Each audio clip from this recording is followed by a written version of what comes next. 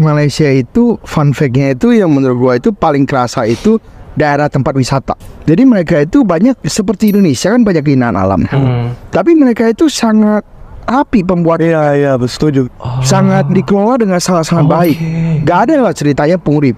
Indonesia juga gak banyak pungli sih. Cuma maksudnya di sana itu gak ada satupun pungli. Fakta negara Malaysia yang netizen Indonesia banyak tutup mata. Nggak ada tukang parkir, semuanya sistem otomatis. Ada pawai yang bantu-bantu atur jalan. Hampir tak ada pungli di Malaysia. Jelaskan dulu C, pungli itu apa? Pungutan liar. Kalian masih ingat orang ini? Ya, namanya Intan Nurliana dari Malaysia. Berapa bulan ke belakang namanya itu banyak banget diperbincangkan oleh netizen Indonesia. Bahkan sampai masuk berita di Indonesia. Emang apa yang terjadi? Ya mungkin kalian udah tahu ya. Jadi Intan ini datang ke Indonesia kemudian memberikan rating yang kurang baik pada Indonesia yang pada akhirnya membuat gaduh dan dihujat semua orang. Di sini aku tidak membenarkan perlakuan Intan Nurliana terhadap komentarnya. Juga di sini aku gak membenarkan perlakuan netizen Indonesia. Di sini aku bersikap netral aja. Jadi intinya kalau kita mau memberikan saran, berikan saran yang membangun, jangan yang menjatuhkan. Dan ketika kita ingin menghujat seseorang, kita juga harus introspeksi diri. Apakah negara kita memang udah layak untuk dipuji atau memang masih banyak yang perlu diperbaiki? Di sini aku bakal reaction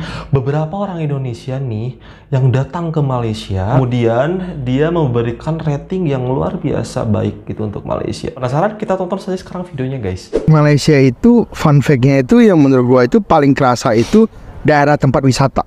Jadi mereka itu banyak seperti Indonesia kan banyak keindahan alam. Tapi mereka itu sangat rapi pembuatnya. Iya, setuju. Sangat dikelola dengan sangat-sangat baik. Gak ada lah ceritanya pungli. Indonesia juga gak banyak pungli sih. Cuma maksudnya di sana itu gak ada satupun pungli. Jadi kayak lu warga negara asing harganya segini, warga negara lokal segini, udah itu aja. Gak ada tuh kayak tambahan ini tambahan itu. Terus masyarakatnya lu lewat minta lagi tuh gak ada. Itu satu. Kedua, bener-bener bagus. Mau etnis apapun bagus. Contoh pura Hindu bagus, masjid bagus, dirapihin. Terus wihara juga bagus gitu. Jadi semuanya bagus dan juga biasanya murah. Jadi orang itu tertarik untuk rekreasi di sana.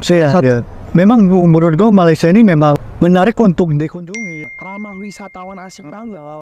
FYI, pungli itu pungutan liar. Kayak semacam apa contohnya? Semacam tukang parkir. Kita bayar. Maju depan kita bayar lagi. Aku gak ngomongin semua tempat Indonesia seperti itu. Tapi rata-rata memang selalu ada pungli. Fakta negara Malaysia yang netizen Indonesia banyak tutup mata. Nggak ada tukang parkir, semuanya sistem otomatis. Ada pawai yang bantu-bantu atur jalan. Hampir tak ada pungli di Malaysia. Jelaskan dulu C, pungli itu apa? Pungutan liar. Lowongan kerja ditempel di depan toko, sekaligus sama gaji dan benefitnya. Tak ada syarat minimal usia. Tak ada syarat pengalaman kerja minimal 3 tahun. Hari Raya Idul Fitri, Cina, India, semua jalan tol di Malaysia gratis. Harusnya pas hari raya tuh lah jalan tol ini banyak dapat duit. Buat paspor ke Malaysia nih hari Minggu pun ada. Jadi hari Minggu mereka nggak libur, C. KWSP atau jaminan hari tua. Potongan untuk karyawan 9%. Kontribusi perusahaan 12-13%. Bisa ditarik sebagian untuk pendidikan, cicilan rumah, kesehatan atau dana darurat. Tapi syarat dan ketentuan berlaku. Tiap komplek perumahan dia ini ada playground outdoor. Oh, yang macam kat taman kanak-kanak tuh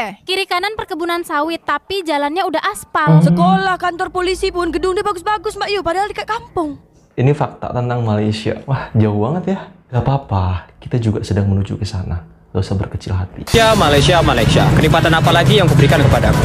Jadi geng, ketika aku masih statusnya pelajar di Malaysia atau mahasiswa di Malaysia, aku tuh kalau naik public transportation kayak LRT, monorail, MRT, bus, aku tuh dapat diskon 50% geng dari tambangnya. Itu tuh walaupun aku warga asing, aku ternyata dapat diskon 50% gara-gara aku mahasiswa. Jadi kalau kalian pelajar di Malaysia dan kuliahan kalian tuh ada di Kuala Lumpur, kalian wajib banget bikin kartu concession card Tas Enggo. Jadi tuh kayak gini geng. Jadi tuh kalau kalian pakai kartu ini nih bakal dapat diskon 50%. Jadi tolonglah kenikmatan yang udah pemerintah Malaysia berikan tuh jangan dilewatin aja gitu. Jadi nikmatin aja, oke? Ini dia warga asing, tapi dia bisa menikmati diskon 50%. Bagaimana dengan rakyatnya? Mungkin diskonnya 100% kah? Halo geng, kenapa ya pengendara motor dan mobil di Malaysia itu lebih tertib di jalan raya? Kenapa? Yang pertama, rata-rata orang Malaysia nggak akan bawa kendaraan kalau nggak punya SIM. Yang kedua, kalaupun mereka ingin punya SIM, mereka harus melewati beberapa proses yang menurut aku sistemnya sangat baik dan pokoknya terbaik lah gitu. Ya ya mereka harus datang kursus teori selama 1 hari, dan setelah itu bakal ada tes teori dan harus benar 47 soal dari 50. Kalau enggak harus ngulang lagi.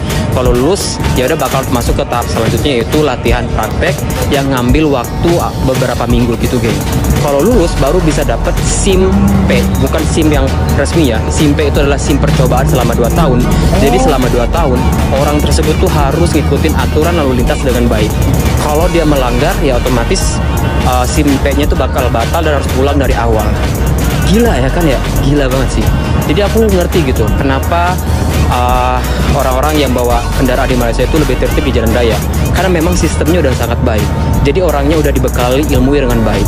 Ketika sistemnya udah baik, maka akan melahirkan sumber daya manusianya yang baik juga. Setuju banget. Mau share satu lagi hal yang gue suka banget ada di Kuala Lumpur tapi nggak ada di Jakarta, itu accessibility public transportnya. Jadi public transportnya best banget sih, karena gue sebagai mantan orang yang bergantung pada gaji di Jakarta, tiap hari komuting 23 kiloan naik LRT, dan sempat juga bawa mobil sendiri. Jadi Jakarta itu painful karena trafiknya gila. Sebenarnya di CL pun sama ya. Orang yang tinggal sekitaran Kuala Lumpur bawa mobil, nah macet juga. Tapi mereka punya public transport yang menurut gue best banget. Contohnya ya LRT. Gue tahu sih di Jakarta LRT baru ada tahun lalu. Tapi servisnya pun di awal-awal painful untuk pekerja kantoran yang rely on public transport ya. Train frekuensinya bahkan 20 menit. Jadi bayangin gue pernah ketinggalan kereta di depan mata, keretanya baru jalan. Dan itu gue harus nunggu 20 menit lagi. Di sini LRT itu tren frekuensinya cuma 3 menit. I know LRT Jabodebek having some improvement.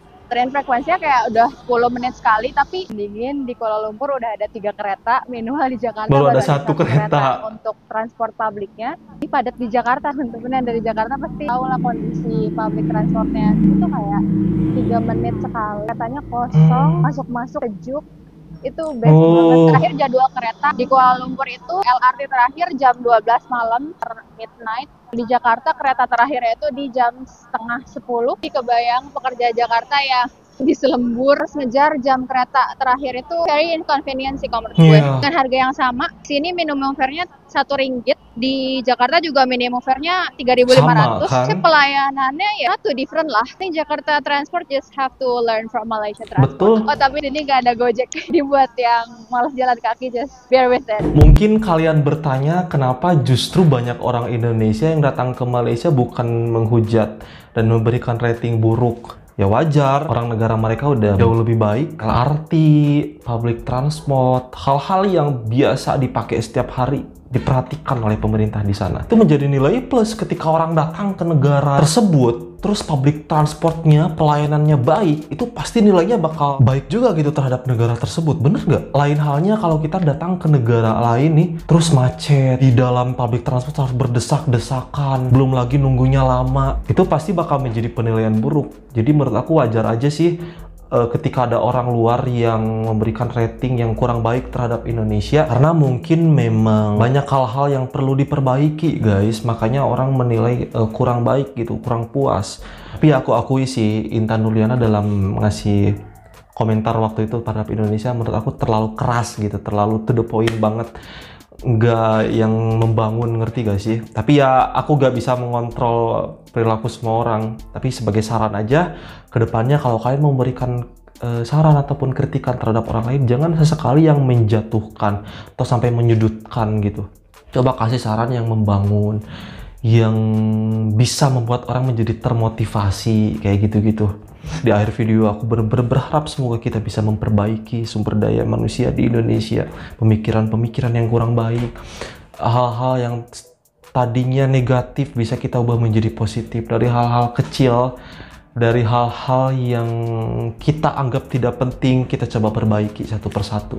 Aku yakin Indonesia bisa lebih baik lagi. Disclaimer, tidak ada alasan aku untuk menjatuhkan negaraku sendiri, tapi yuk gak bosen-bosen kita mengajak untuk sama-sama kita berubah, minimal dari diri kita sendiri guys. Itu video kali ini, thank you so much for watching, hope you guys like it, bye bye.